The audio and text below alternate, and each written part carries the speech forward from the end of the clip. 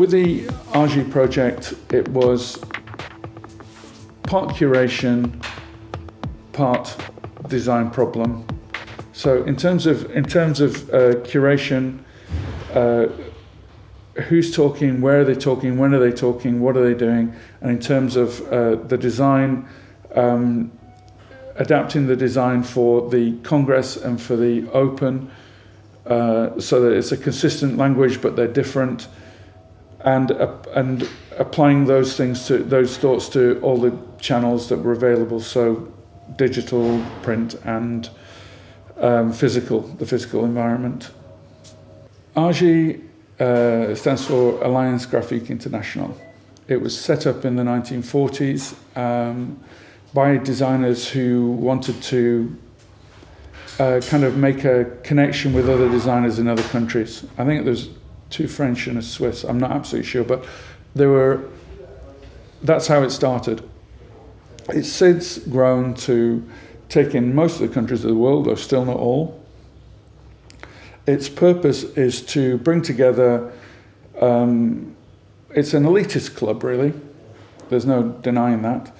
Its purpose is to bring together elite graphic designers and illustrators from different countries together for a week every year in a different city, and for them to share ideas and to listen to talks and discussions and what have you. So that's one part of it.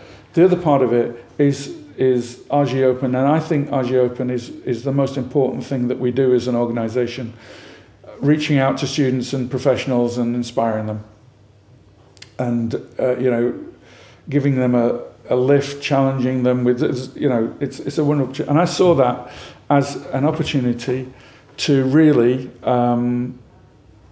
make something special. If London can't do it, nobody can. So that we set the bar very, very high. I had in the same way that I was nominated to put on the AGI London by Paula, I nominated several people to be part of my team. So I got Adrian Shaughnessy, Sean Perkins, Dominic Lipper, Angus Hyland, and Jeremy Leslie to be on my board of directors, and we put on the event. As far as the design was concerned, I was left with the design side of it. So we made a website for it, which is a modular website, which has now moved on and was used by Brazil this year and will continue to be used.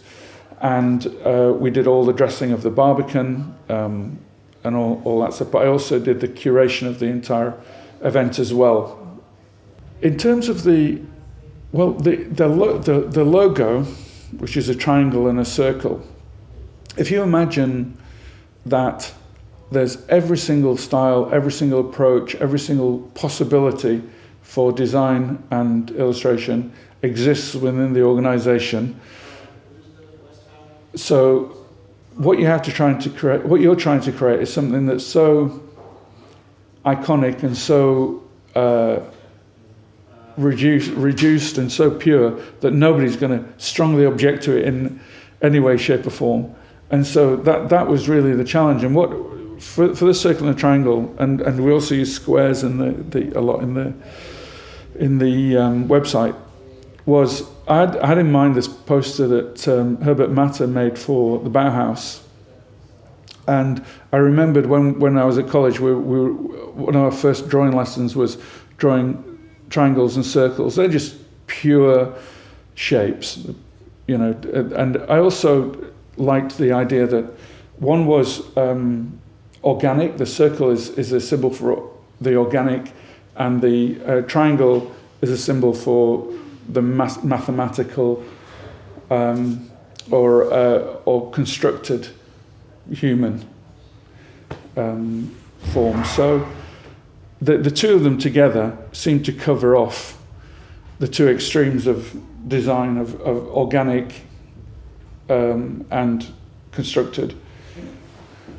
being a designer is about opinion, and people come to you for your opinion. And it seemed a key message for students in the audience that they needed to know that you're being employed for your opinion, that you have to think about your opinion, you have to hold your opinion, and that's what people are going to want to know about. So I tried to get the most opinionated bunch together that I could to defend both sides of the argument. So on the Cavaliers side, we had Stefan Sagmeister and Marion Banchez, who are both not short of an opinion and not shy of defending their ground. And put them up against, sadly, Vaughan Oliver couldn't make it, he wasn't well, but he would have been equally vociferous on their side. And then on the other side, on the other extreme, we had Sean Perkins from North, Sasha Loeb, who's a German designer, fantastic designer, and Dean Poole from New Zealand. And the idea really was that they would go at each other hammer and tongs, that they wouldn't hold back, that they would defend their position and attack the other position, and that would in itself have a little bit of an edge about it, but would also be stimulating and interesting for the audience to hear the kind of debates that go on with designers and how they feel about what they do. And so it seemed to work. A lot of people said a lot of nice things about it and enjoyed it, and it was thought-provoking. It's a debate that should run and will, but it was a nice way to bring it out to an audience, I thought.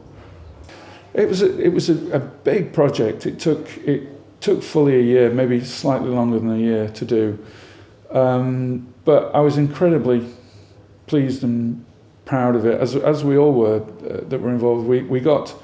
We sold out the Barbican. We made fantastic connections with the educators in the UK and in Europe. We had people travelling in from all over Europe and indeed all over the world to come to it. So it was a pretty special thing to be involved with, really.